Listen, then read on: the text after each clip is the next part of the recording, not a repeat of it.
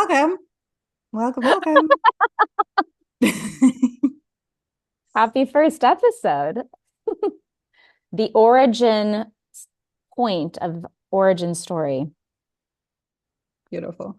I love that. Yeah, it's perfect. I'm so happy to be here with you, my Mm, love. me too. I'm excited for what this gets to be. Um, so I think it's beautiful. We can share. We have recorded this once already. Um, Mm. and we were like, cool, that was really juicy. That was really delicious and amazing. And then we recorded our Christmas episode, and this incredibly beautiful, potent energy came through, and the whole thing went in a totally different direction than expected. Um, and that's so beautiful. It's just the knowing that the thread of what this wants to be is so beyond what we are trying to make happen, and it's just what wants to be brought through. And so after recording the Christmas episode, we said, okay, maybe we should give this energy a chance to be present in the introduction episode. So this is going to be probably, possibly, maybe one of the most unconventional introduction episodes because we have no idea where we're going to go with this.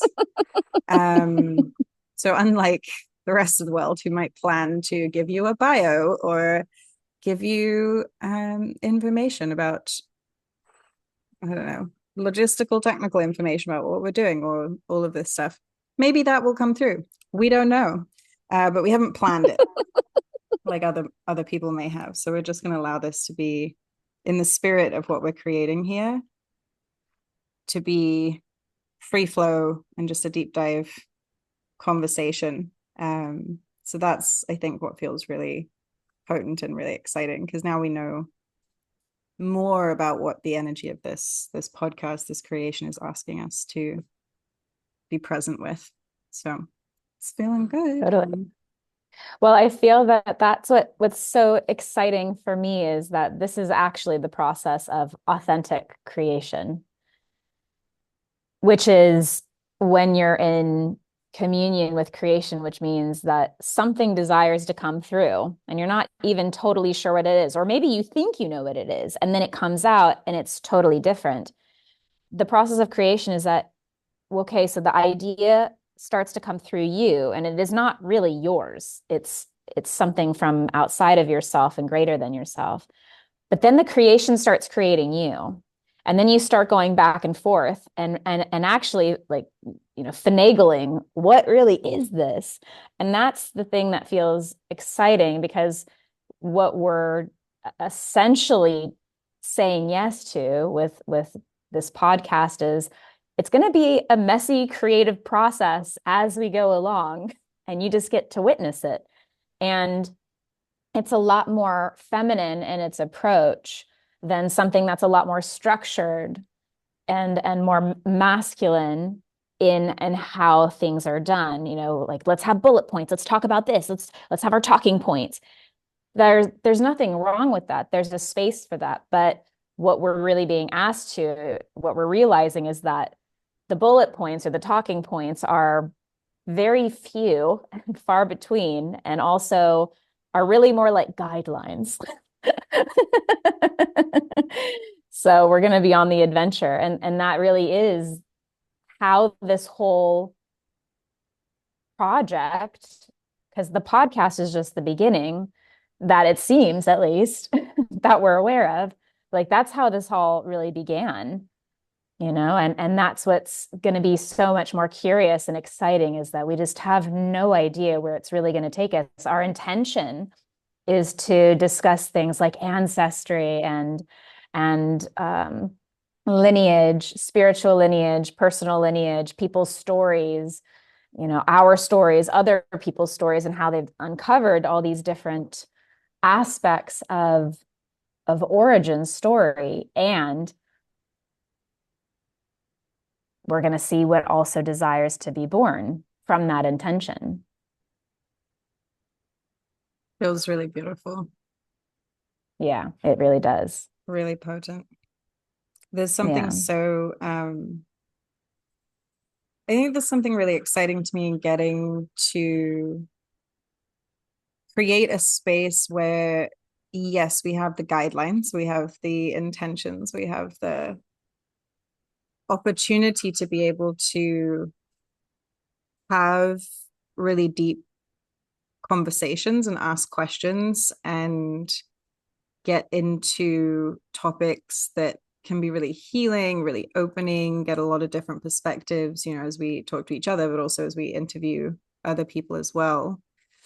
So we have those guidelines and those intentions and what we think it is, but like the excitement of being in a space and an opportunity where we just get to follow the energy and show what that looks like.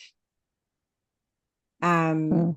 Because a big piece of at least my understanding of, what's the point in doing all of this? What's the point in going and looking into our roots, into our origin stories, into traditions, and, where did we come from, and all of that feels to be about having a greater sense of self in the world. And from that, being able to hold more self-trust and more like sovereignty and more ability to navigate the world in a different way. Like I think we have those roots, we have that foundation of who we are and where we came from and what are we supported by? What are we connected to? Who are we truly? That sense of home within ourselves. It gives that space to then be able, I think, to follow the energy more in the world. So I love the sort of like, Facebook has hijacked the word meta, but meta used to mean like, within the thing, within the thing, within the thing. But it's very like meta, I feel anyway, where we're just like, we get to show what it looks like to follow the energy, where it is very Mm-hmm. feminine in that form. And deeply being able to allow, because I think what we're doing here is literally, like the reflection of the process of what is it to start digging into your roots and into your origin story and into your lineages and all of that. Like you're gonna come across different threads along the journey, and it's going to redirect you and it's going to take you somewhere else, and it's like the random quest. So I like very much, and it's very exciting to me that like the way we are creating the project is like that, the way we are engaging in this podcast is that, and the reason we're even doing it is that also. And this gets to be like the demonstration and holding of what that can look like, and hopefully give permission for more of that in the world. Well, absolutely. I think, well, it's it's so interesting. There's so many different images that were coming up as you were saying that. Like we're really in the weave of this, right? And that's the thing is in the creation process, you start to realize that you are a thread in this great weave. And then you'll pick up other threads along the way and then continue. And you have no idea what you're making in the process, but you know that it's somehow purposeful, maybe, but you don't know what it's going to look like in the end.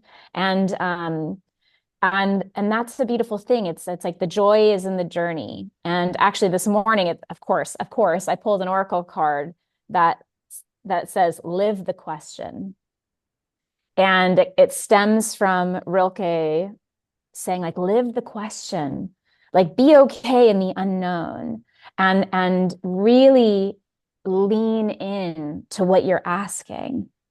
And I have a friend who's really supported me in being okay and holding the tension of the unknown over the past like year and a half.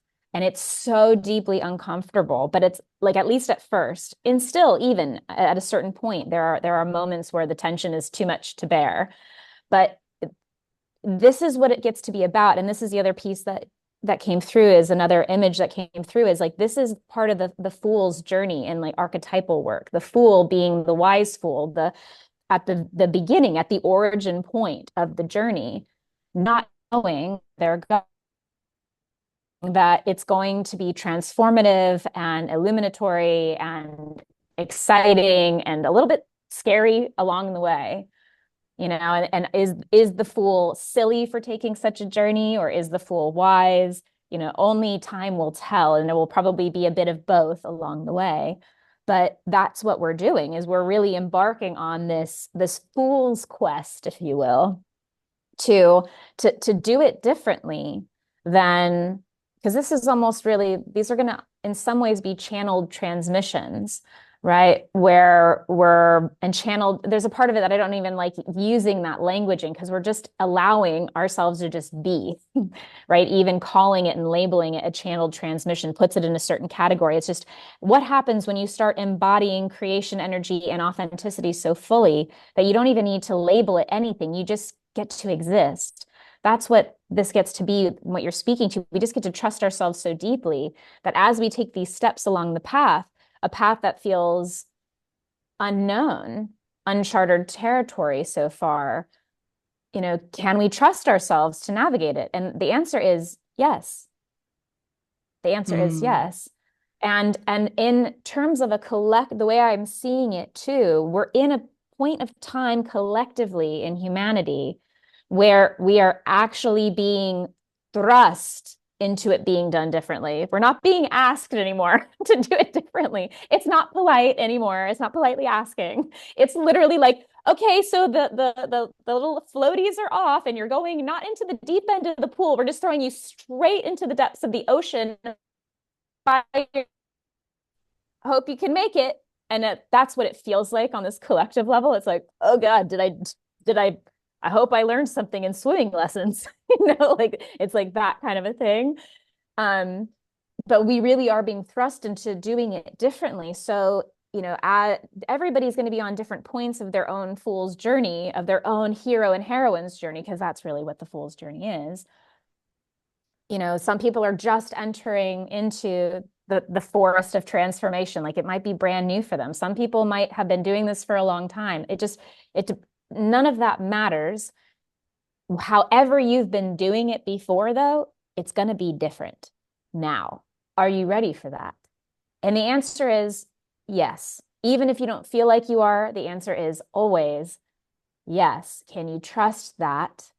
And really just surrender and allow the grace of the God essence to guide you wherever the lights illuminate along the path. Hopefully that makes sense. I speak in so much like imagery and like metaphor. So hopefully that makes sense because in my mind, it's very rich and it makes sense. But sometimes when I speak in images, people are like, where is that go? Where did that come from? It makes perfect sense. That was beautifully articulated. I feel the same way sometimes when I go into my little TED Talk tirades. I'm like, are we all still here? No, it was beautifully articulated. And I love the way you were sharing about the weave. And there's really something there. Well, there are two things that kind of popped up. I think the first brief one is just, yeah, that's what excites me, is that we get to actually embody and show what it looks like to, like, we could start this podcast being like, disclaimer, we don't know what we're doing, but we are very confident in it's not I don't know what I'm doing, it's I'm comfortable in the unknown, I'm comfortable in the allowing. There's a muscle that's in that's built over time. And I think in a world where everybody seems to know what they're doing all the time, or the thing is like, even if you don't know what you're doing, like make it look like you do know what you're doing. And I think there's something that could be a really precious gift that's in this, that is just like, we get to embody what it looks like, where we're like, well, actually we don't know. Actually, we don't know. We're not coming to this as like trying to be teachers or trying to have the answers or trying to give a bunch of information or education or anything like that. It's just, you get to go on this journey and be in the journey with us as we potter and weave our way through all the magical things that are to come. The But the other thing that was, I mean, actually, it's still the same thread, really, but the unknown was really like winking at me energetically. So I'm just going to like follow Follow the thread, follow babe. the energy thread there. Um, the I'm just tuning back into that again because it was really like pulling me there around this journey of diving into origin points and being in the unknown. I think I just want to unpack it. I'm like something was sparkling at me and pulling in my attention. There's just Perfect. feeling something there around like Mm. I think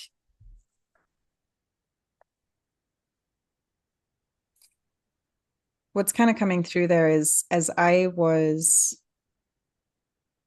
starting to go and do a little rabbit hole on my own, um, like the family names in my family and tracing one of them back to like potentially Anglo-Saxon roots. And I went down my little rabbit hole.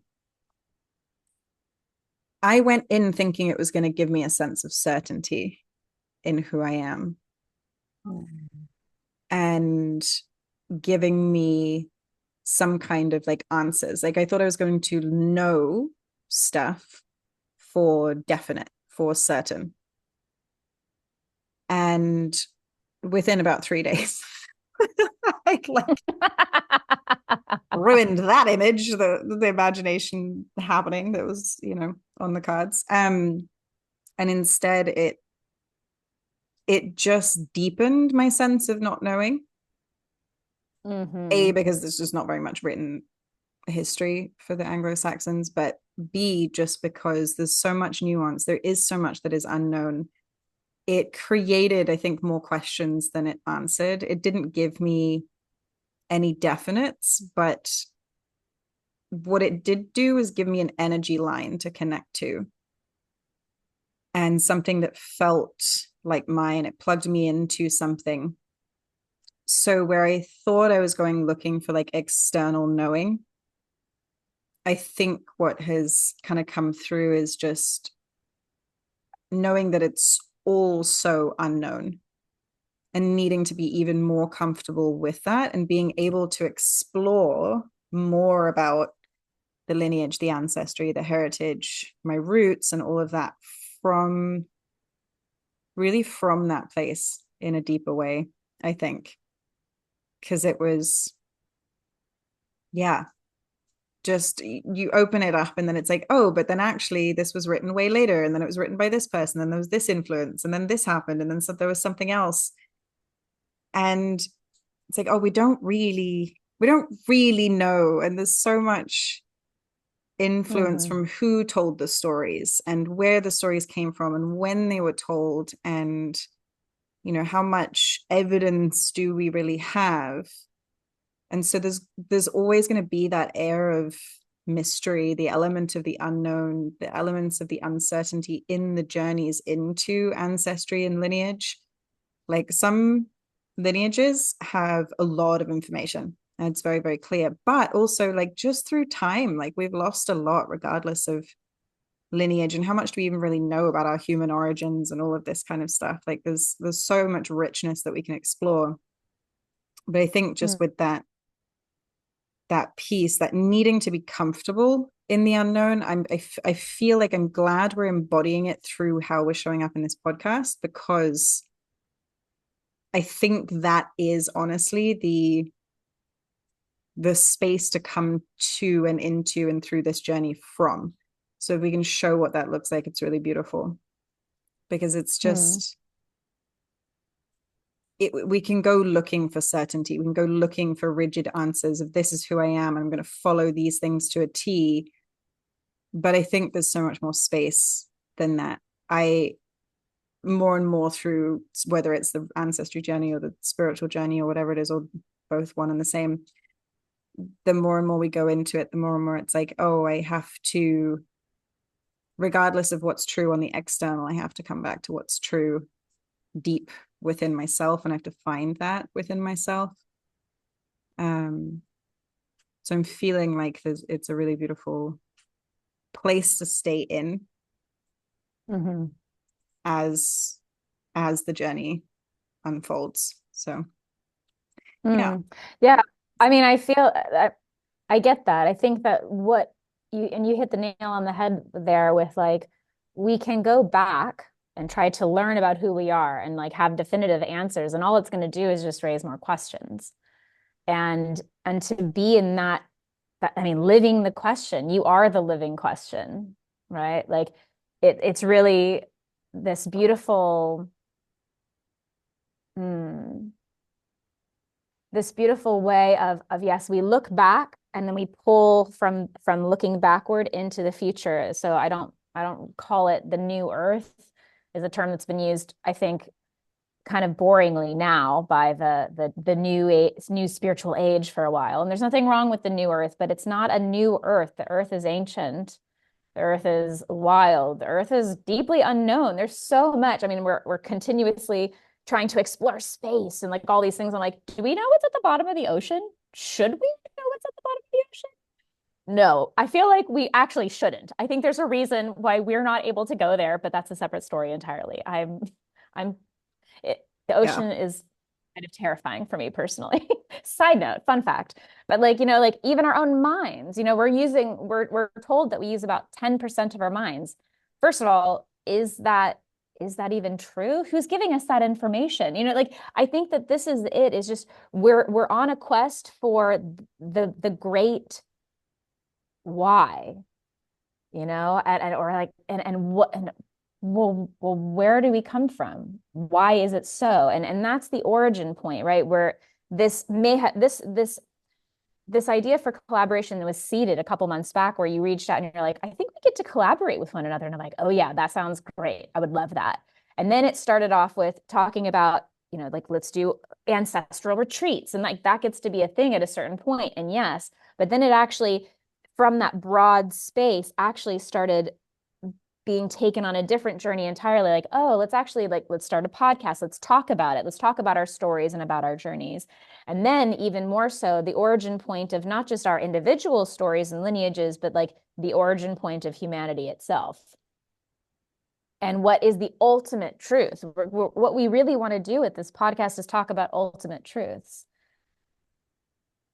And I think that is what is exciting for us, is like, okay, well, what is the ultimate truth of how creation desires to be born? What is the ultimate truth of what is the reason for all of this? So and we're going to do it playfully. We're going to do it curiously. We're going to do it messily. We're going to just be it and ask it. And sometimes we might get it quote unquote wrong.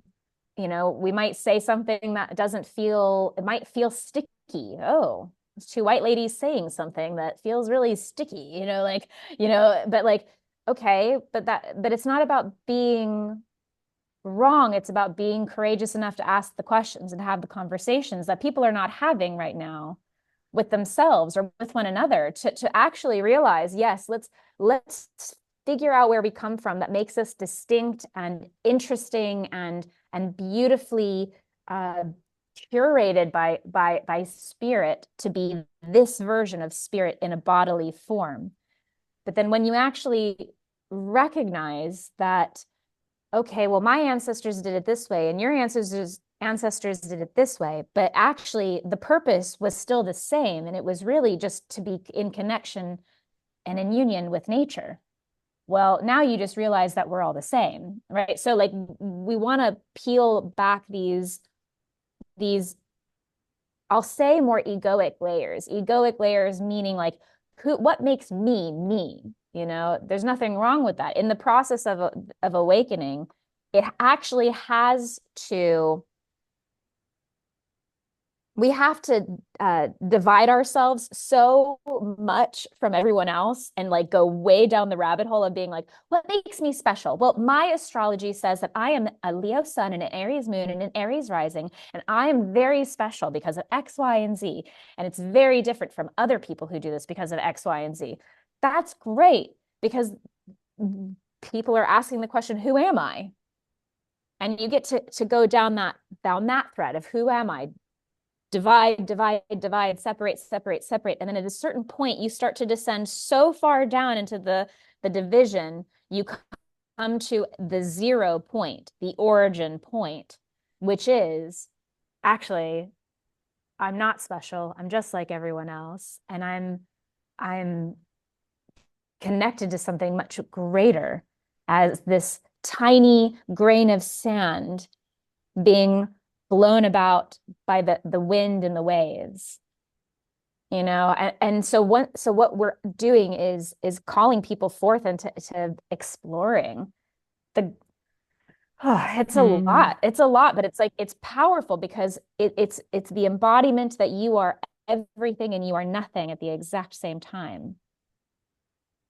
And that is something that's a muscle that gets to be strengthened over time, right? That might break your brain at first, certainly broke my brain at first, but then, and it will continue to like disintegrate, disintegrate, disintegrate until, oh, well, now I just feel peace within because I just get that I really am everything and nothing at the exact same time. So that is the actual origin point, you know, and we have to, but all of these exciting storytelling threads of ancestry and lineage and where we're going and what we're doing with it. And all of that is so important and vital for getting to that point. So it gets to be both, right? We look at these more egoic, superficial, seemingly superficial lanes of like, who am I? But then it gets to go really deep and it's like, wow, we were just, you know, skimming surface. It's just very deep. Again, in the ocean. We don't know how far it goes or what's down there and what's going to happen, but it's going to be an adventure, right? It's going to be an adventure. It's going to feel exhilarating. Exhilaration is that point where terror or nerves meets excitement. And we get to reprogram how we think about feeling scared to be like, whoa, I feel like exhilarated that something very interesting and unknown is about to happen. And if we can reprogram that, which I feel that you and I are in that space already, and you know, our listeners will be wherever you are, and it's perfect. But you get to ask yourself, like, am I leaning into the fear or am I leaning into the exhilaration? And that's they're very different perspectives. So we're calling forward the curiosity and the exhilaration of the adventure into the deep unknown. It's so beautiful. Yeah, I love that you were talking there. You touched on such beautiful things there. The thing about, you know, like we don't know what's at the bottom of the sea. Alone, you know, we're trying to go off to space, let alone do we know the full capacity of our mind, of our body. I think we don't even know the full capacity of our spirit, our energy, our multidimensional selves. And yet we go chasing off in different directions or trying to get to different planets or like all these things. And there's something really different I'm finding in the energy of looking at ancestry, which Mm, is like I think is so potent in these times. And I know since we've started talking about this, I've recognized that so many more people are starting to look at this and get interested in their ancestry. It's like there's like a wave of this happening on the planet, which I didn't really yeah. see or necessarily notice was there or whatever it was, but it's really picking up and it seems to be everywhere. Or maybe I'm Yeah. just paying attention. I don't know, but it feels to me like there's a theme of this. But the energy of exploring it feels to me not going looking but for what are the spiritual origins to be like a seed or a whatever. Right. And unplug that microphone because it was going in and out. um not trying to look for like which star system did I come from or like, you know, trying to like these all of these big rabbit holes that we go down, or like trying to find our spiritual roots, or trying to figure out, yeah, like you were saying, like the astrology, or, trying to figure out who we are through these things. There's a very different energy in the ancestry journey to me, and it feels like the commitment to being here. Mm. There are so many rabbit holes I've gone down trying to seek meaning and connection and purpose and identity, particularly identity. And there's something deeply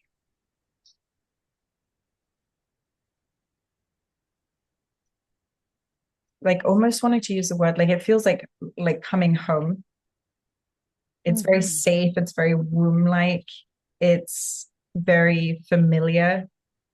There's something in the energy of this ancestry exploration that feels like coming home. And I think that is so important, because there is all of this where we're on the planet and we're trying to, like, find ourselves through achieving massive things, um, whatever that looks like, or trying to find ourselves in what business we can build, or in, what wonderful project we can create in the world, or we're trying to find, yeah, just explore the depths and the ends of science and the jungles and all of this. Where are we going, right? The solar systems, and how much can we find out? And then in the energy realms too, the spirit realms, it's like, how far out in the spirit realms in our meditations can we go? But we're here. Like, don't know if you noticed. I mean, We're it took me a here. while. Took me a Yeah, while, to no, be it's fair. part So of the there's no shade, process to it's do part of the that. journey.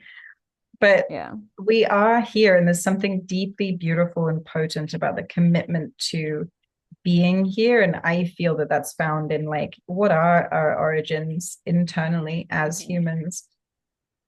How do we know ourselves so deeply? And we can look to the past for that. We can look back in time, we can look within ourselves, and we can look to nature a lot of the time. All of those Yeah. things and the ways we've all been connected to that, and the things that join us so beautifully. I think that is a very exciting thing, is the further out we seem to go, the more different, more unique, more special, as you were saying, we want to be, we're trying to be.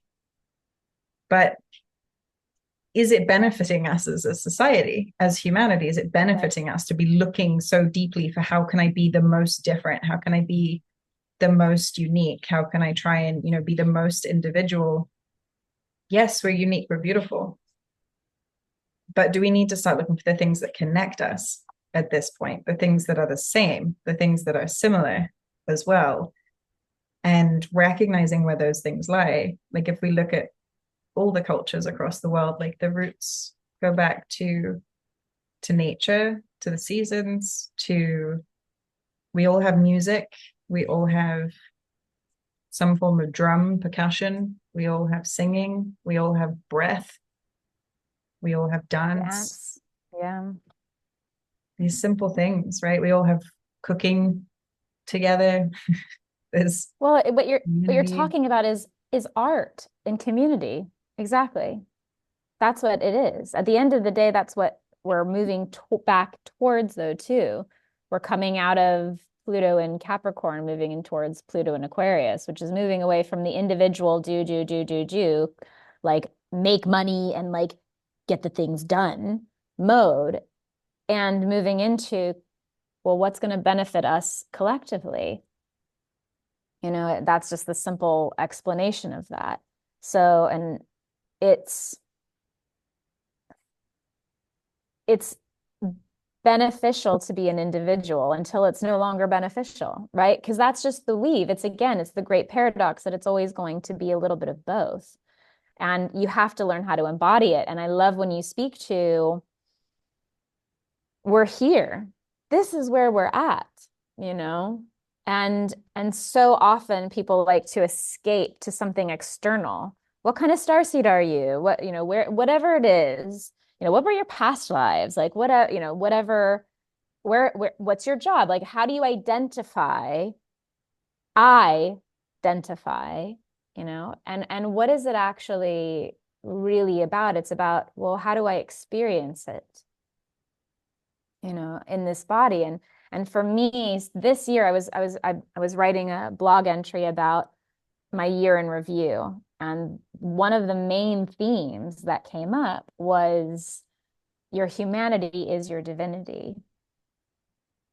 And the word human stems from the Latin humus, which means of the earth, right? And when you realize that you are a fraction of God in a body that is literal physical matter on this earth, then you start to relate to the earth very differently. You might even relate to your body differently. Like for me, it's come through in recent weeks, like my devotion to taking care of my body is my devotion to earth.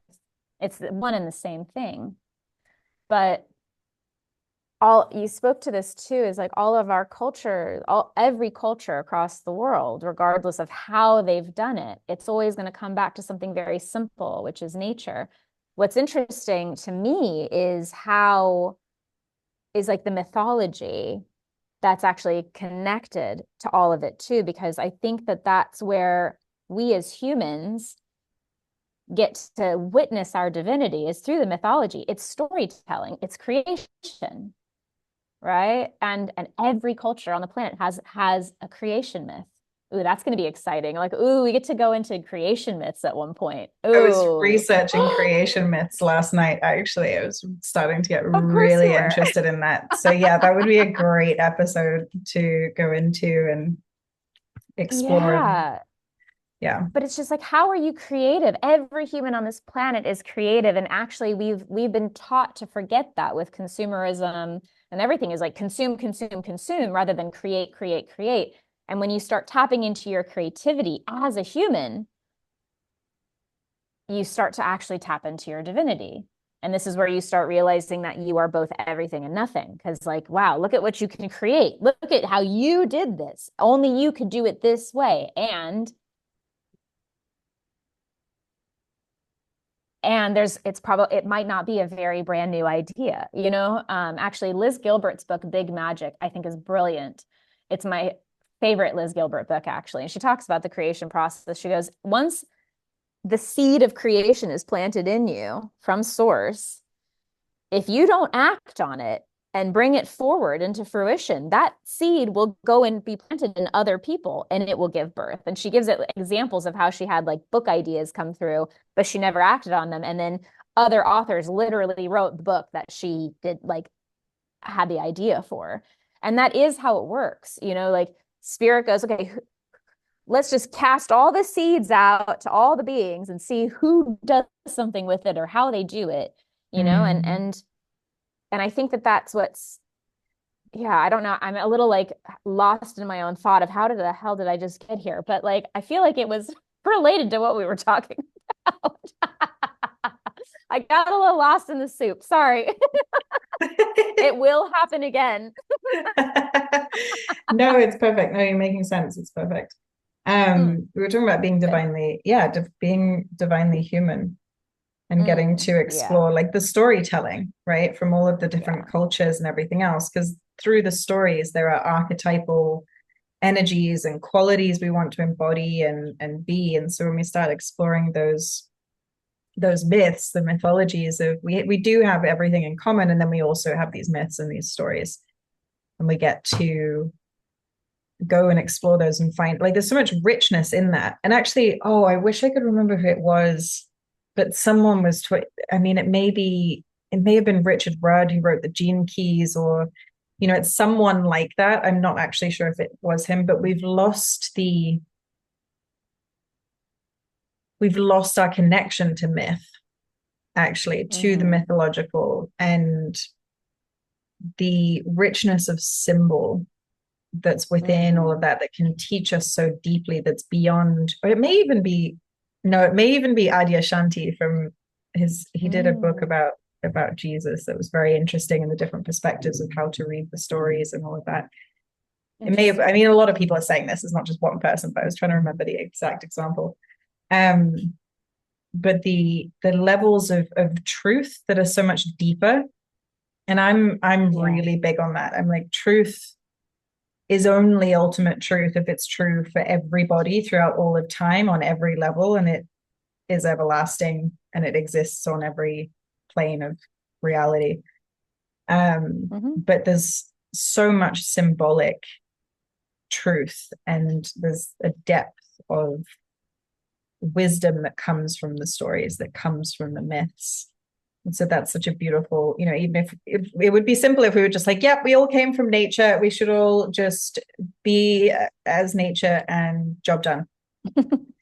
But there's so much richness available in the stories, in the mythologies, in the experiences that we can take from those. Actually, I Oh wanted to yeah. ask you, what Hmm. what got you into looking at mythologies at the first place? Like, do you remember when you first got interested in all of Oh this? God. My angel wings just tingled. They're like, ooh, let's talk about that origin story. To be completely honest with you, I don't have a distinct memory of it because I've always loved stories. Um, when I was little, the first like movie that I was obsessed with as a child, like was Wizard of Oz. My mom was like, you used to call it Wizzy Waz, and you would watch it on like, she's like, we didn't have you watching tons of TV, but like you would watch it on repeat. It was the one thing that like you were obsessed with.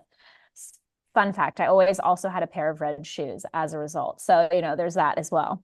But like for me, there's that. And look, there's a lot of different like theories you can get into of what the Wizard of Oz means. At the end of the day, um, the Wizard of Oz to me is the hero's journey, right? Just coming back to that mythology. And I love you spoke to this earlier, and I meant to speak to it, so I'm glad it's coming up again. What we're ultimately on this quest for with origin story is the quest for home. So very many of us long for something that we long for home, we long for belonging, we long to merge. Maybe people don't use that languaging, maybe that doesn't resonate for people, but ultimately what each and every person on this planet is yearning for is connection, the coming togetherness, because at one point we were a single thing that exploded into all these fragments of God. And the ultimate yearning is to go back to the oneness, right? To the origin point of nothingness together. And so Wizard of Oz is this quest for home. And every mythology, there's always some form of quest and yearning, there's that piece. I remember for me, there was a moment where I will speak to because it keeps coming through and it's like, please speak to this. Mythology specifically, like I was drawn to goddess lore early. I remember there was a bookstore in Long Beach, California, where I was born and where I grew up for the first 10 years of my life. We went to a bookstore and I remember it was almost like in the movie, it's like 7-year-old Hannah or like 6-year-old Hannah is like staring at the bookshelves and the light of God is shining down on the one book that like captures my attention. And it was a beautifully illustrated book about goddesses from different lands. And that was a really poignant moment for me because I remember staring at the book and being like, I have to have the book. It's like that book is mine. And actually, I still have it. I have it with me in Bali. I've had it since I was that old. And you can see my little handwriting with my name and my phone number to return the book to me, please, if I have somehow lost it. But like that was a really beautiful book because I also grew up with a lot of multiculturalism. Long Beach, California is was at least at some point, and I think still is, one of the most diverse cities like in the US. And there was my best friend was half Japanese, and I had friends down the street who are Hispanic, and I went to school with Black children and Asian children of all, just it was very diverse. And so, and my parents really supported multiculturalism in terms of like, let's really like learn where people are coming from and respect that, and learn, be curious about it. I've always just been kind of in love with that. I also too remember around age 6, this was a big time in my life, apparently. I started getting the American Girl magazines, and they had paper dolls of a single girl who was like selected of all the girls who would apply. And they always had paper dolls of the girl and different outfits from different women in their generations, including their own outfit that you could like, punch out and like put on the doll, and you would learn a little bit about the history of different women in their lineage. And the first girl, it actually, wow, this is wild that this is coming up. The first girl in that first magazine, came from Celtic origins. She had her outfit was her as an Irish dancer. And then she had different outfits from the different women in her lineage along the way that spoke to this specific thread of Celtic ancestry. And I was just obsessed with the idea that there were different outfits we could wear from different places. Like, it used to be a goal of mine, like really intensely, that I would own a dress from every single land, like a special specific like dress of that culture and origin. And I have not been very good on making good on that that goal of mine. It's shifted over time from when I was 6. It's fine. I'm following that thread. But there is something really beautiful about just being, yeah, I don't know where it came from. I've just always been kind of obsessed with mythology and origin stories and storytelling, which is really what I do. I mean, I do somatics and storytelling. Like, this is it. Through mythology, the mythological lens, like helping people remember who they are as the heroes and heroines of their own tale through that. So it's part of just my beingness.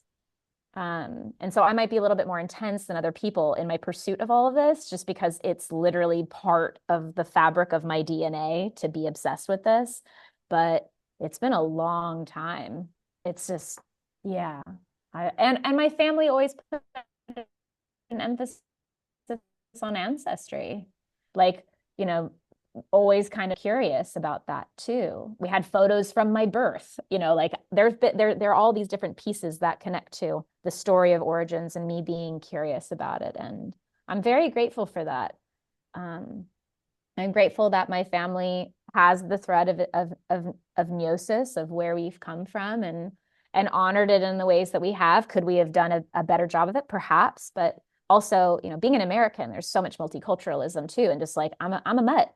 I'm Eastern and Western European, baby. Like, I'm also part Middle Eastern on like my dad's line with the Jewish thread. So there's all these different pieces that have always, I think, been very curious for me to explore. Who am I? What makes me me? How do I tick? What do I feel drawn to? And that's exciting. Beautiful. I love that. Yeah. Mm-hmm. How about you? Yeah, I think pretty similar in the multiculturalism, being raised in Singapore. Like, we grew up understanding and learning about all of the different festivals and celebrations and everything else. This is very, very mixed between Malay, Indian, Chinese, and then there's other things as well, but that's predominantly what's there. And so you have all these beautiful festivals like Diwali and Chinese New Year are part of growing up for me. And it's beautiful. It's so fun. And my parents were like, yeah, we need to learn about this. My mom's really cute. She's very patriotic to Singapore. It's just adorable. Like, it's so cute. She does so much in the country. And so she really wanted us to know the history of it. And know the land that we were on and the people that were there and the cultures and the traditions. It's like this beautiful melting pot. So in all of that, you do get to explore like what is some of the Chinese mythologies, like, behind the zodiac and all of this. The stories of Diwali, like really, so we had these stories around growing up, which is beautiful. And in school as well, learning, like from really young, actually learning about history. I really liked history lessons. I still do. I watch a lot of history documentaries, like really a lot, particularly British history. I find it fascinating, absolutely fascinating. And period dramas and all of this kind of stuff. I really enjoy it. Oh, yeah. So in school from pretty young, we would study different eras of time. And we'd do things like dress up and get to like do the things and experience everything and go into school all dressed up in that period. So we'd be learning about like the Greeks or learning about the ancient Egyptians. I mean, it's a whole other tirade about how probably none of the stuff that we were taught was true. But anyway, that's for another day. That's for our conspiracy theory episode. Right? That's okay. We'll get to that. We'll wait till we get to the Roman Empire. We'll always probably talk about the Romans at some point. That is something people can expect from us. We're saving a whole episode for that.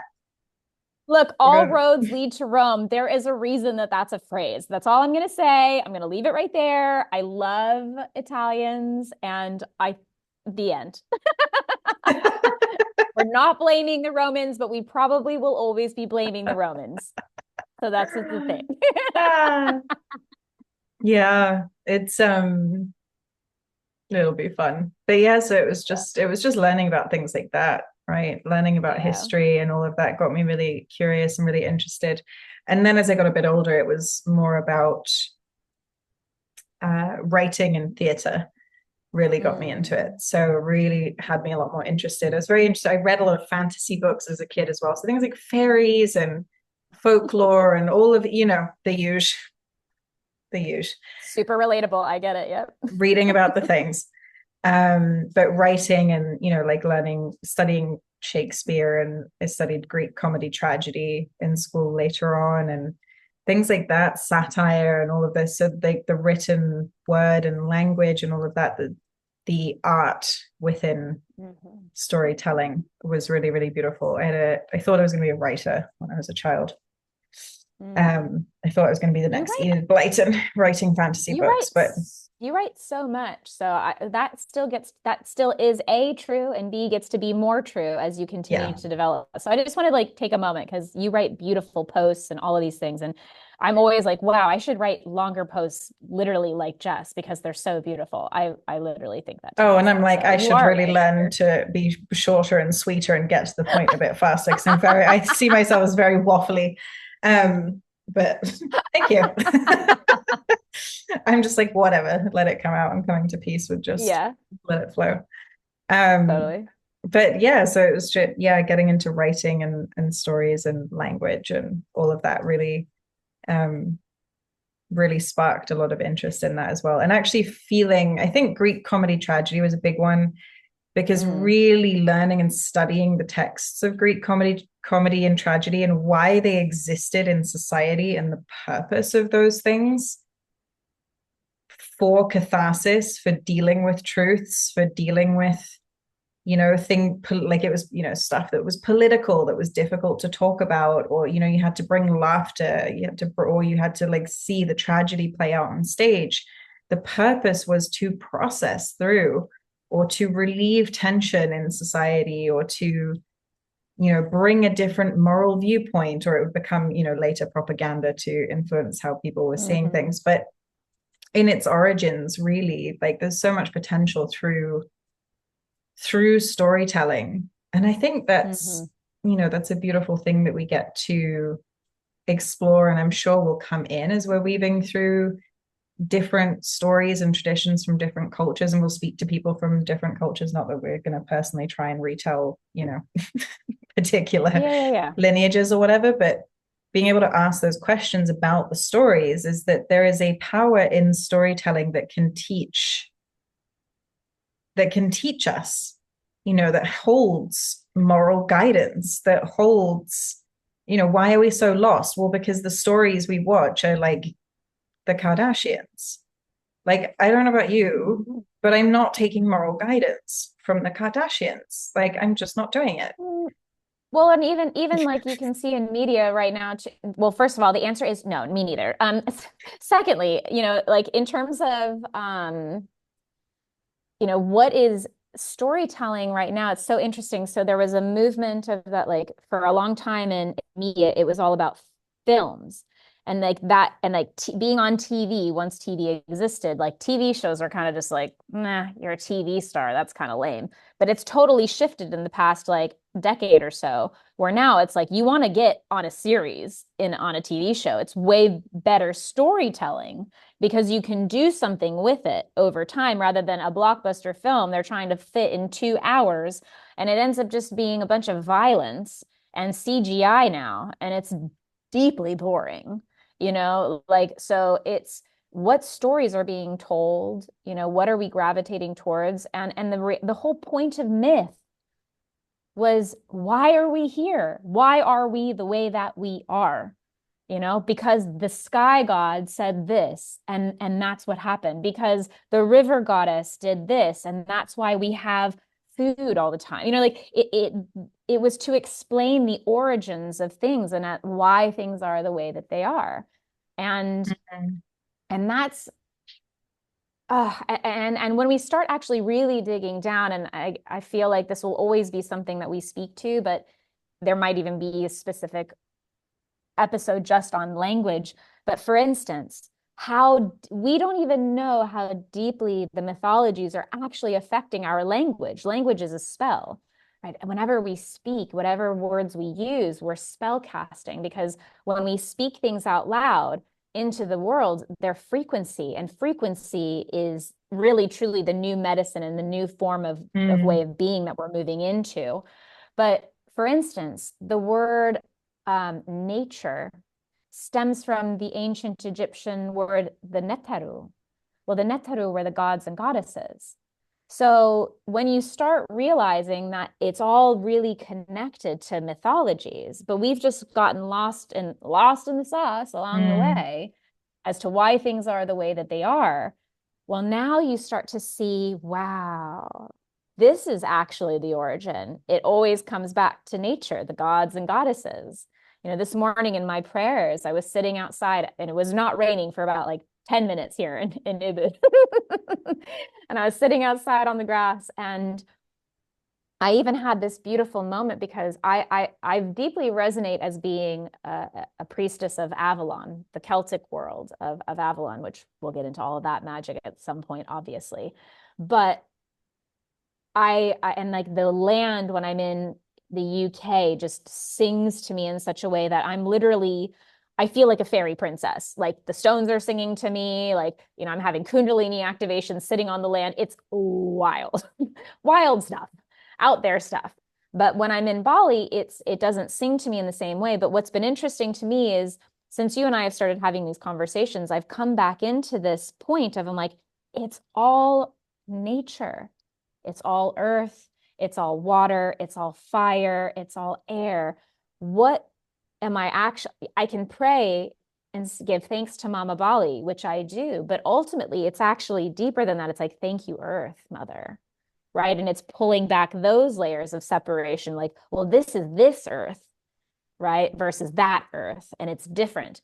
It is, but it's not. It's the same source energy, and some in different locations on the planet, I think have stronger influences on us. Like when I'm in the UK, it's almost pure earth medicine, the rocks, the stones, the grass, the trees. And when I'm in Bali, it's water. It's water and fire, so like it's just getting to a point, distilling things down. Again, distinguishing, dissecting more until you distill it down to the essence of what things really are, the simplicity of what it really is. And that's what I was starting to really experience this morning in my prayers. It was just like, oh yeah, thank you to the earth, right? And earth is an anagram, by the way, for heart. So, it's like, oh, we're just getting to the heart of the matter, right? We're just getting, and the word art is in earth and heart. Okay, well, now we're remembering the artistry of what it means to live in the heart, to be in the earth, and be embodied, remembering who we are and and creating stories, mythologies as to why it is so, that might look very different, but are ultimate truths. Like when you're speaking about that kind of truth, that's a capital T truth, right? Versus a little t truth, which is like your truth. All right, well, that's a very subjective version of reality. That doesn't make you wrong, right? It just makes like your truth is your truth. And your truth actually gets to exist simultaneously with my truth. They don't negate one another. They get to coexist. And that's part of what we learn in these different cultures as well. Like, yes, your version of how it gets to be exists and is perfect as it is and makes sense. And so is mine, right? And ultimately, when we distill that down, we get to the origin point of capital T truth. What's it actually about? And I really feel excited to be able to and choosing, and I feel very humbled to even be chosen for this mission, which is this podcast with you and like the exploration, because what we're ultimately doing is we're saying, please, can we connect? Please, can we come together? Please, can we find the home within ourselves? And then can I welcome you into my home and offer you tea and speak my stories to you? And can we find connection, right? People always end up in the kitchen whenever you have a party. There's a reason for that. Over hearth, again, art, heart, and earth are all in the word hearth, right? Like, okay, now we're getting to the heart of that matter. When we're in the home, we end up in the kitchen because we're breaking bread with people. What are you eating? Oh, we make it differently in my house, but it's ultimately all bread, and there's something so beautiful. So it's like, I feel like you and I are inviting people, like you're drinking your coffee, I've got my tea. We're inviting people into this opportunity to step into home with us and to question what is home, right? I think it's a Welsh word, and I'm going to totally butcher the pronunciation of it, but it's like heroine. I think it's Welsh. It's Welsh or Scottish. Either way, it's Celtic light language.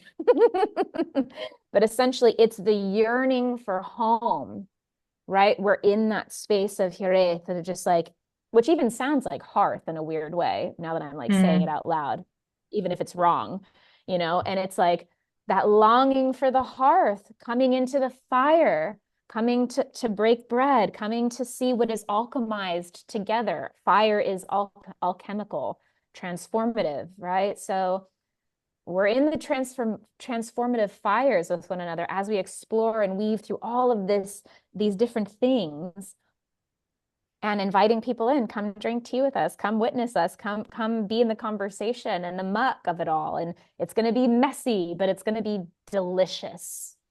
It's going to be juicy. It's going to be tasty. And sometimes we might, get a bit of gristle in there and we're like, ooh, we don't like that part. Let's get rid of that, So it's just life. It's just life. And my deepest desire for all beings is that we learn to live. Like, people are like, are you surviving or thriving? And I'm like, are you living? Who cares about thriving? Are you living? Right? It's not like, why are we looking for the peak experiences? Let's be in the soup. I keep saying that too. It's kind of interesting. I keep using soup as the language, or the sauce. I think I'm hungry. I think I need to eat some brunch soon. That might also be what's actually happening. Bread and the soup and the sauce. Yeah. Like, lunchtime. I should probably eat soon. Yeah, but like, there is a part of it that it's like, I've lost my train of thought now. Anyways, all I can think about is soup. Beautiful. It's perfect. It's perfect. It's Whatever. perfect. Thanks for Completely perfect. Oh, but my deepest desire is, are people living? Can we be in the journey again, in the soup of it, in the unknown of it, bringing it back to that point that we started with along this thread? Like, can we be okay with that without being like, okay, what am I going to eat? And I'm going to do this before I have to think about the next thing. Let's just, this is the practice of presence, the unknown, the I am here now and now and now and now. Yeah. Can we be okay with that? So beautiful. And that feels so right, and feels the sweetest note to end on, is just, this is it. We're welcoming people in. We're going to have tea. We're going to have coffee together. And we're going to tell stories and ask questions and share and connect. And that's it. Just going into each other's homes. And I think that I feel that deeply in my heart, because that was a real intention, was I wanted people to feel like they were coming home listening to the podcast, and to feel connected, and to feel like this is, somewhere we can have the conversations and get to hear the stories. And if we can bring a little taste of that tradition that has run through every culture on the planet for a long time, as we connect, we break bread, and we share stories. Can we bring that a little bit into your day in this way, in an online format? And if we do that even a little bit, that will be beautiful to come along this journey with us. That's exactly it. And as you're speaking, I'm like, ooh, maybe one day we get to have a panel discussion over the dinner table and like film everybody eating and talking. And I'm like, oh, yes, let's do that. Oh my God, I've had so many ideas just pop through. We'll talk about it offline though. Amazing. I won't say that for now. But I'm very excited. Beautiful. And I'm also looking forward. I'm going to go and eat now. So that's going to be perfect to end on all this note. I'm so grateful for you, Jess, when you approached me about this seedling of spirit, is like, let's collaborate. And I'm so grateful that we've been able to weave as we have already and be open to the experience. So I'm so grateful for you, my love. And thank you for being such a dear and beautiful sister. Yeah. I'm so grateful we get to do this. It's so cool to be able to both hold the unknown in this way, and the trust is very special. So thank you. So special. Thank you. Sending thank you to everyone who's listened till now. And we're excited to keep bringing these through. So and go ahead and listen to the Christmas episode. That's where we're starting, my loves. So thank you for being on the journey with us. Lots of love. Lots of love.